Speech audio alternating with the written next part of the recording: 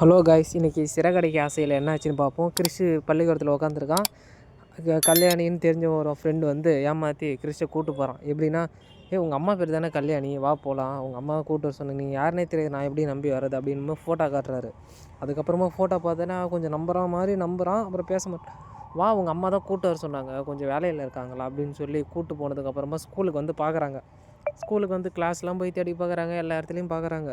அதுக்கப்புறமா காணான்னு சொல்லி நின்று யோசிக்கிறாங்க. அதுக்கப்புறம் அவனை எங்கே தேடியும் காணோம் மனோஜ் அப்படின்னு சொல்கிறப்ப வெளியே போய்ட்டு வாட்ச்மேன்கிட்ட கேட்க போவாங்க. அப்படின்னா அவன் அப்போயே போயிட்டான், யாருன்னே தெரில, ஒரு ஆள் கூட உட்காந்து ஜாலியாக பேசிட்டு விளாண்டுருந்தான், போயிட்டான்.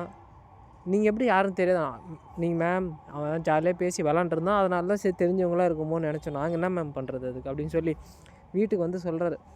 காணாம போயிட்டான்னு எல்லோரும் சொன்னோன்னே சந்தோஷப்படுறான் மனோஜும் அவங்க அம்மாவும். அதுக்கப்புறம் என்ன ஆச்சுன்னா, என்னடா காணாமல் போயிட்டான்றா நீ சந்தோஷப்படுற அப்படின்னு எல்லோரும் சொல்கிறாங்க.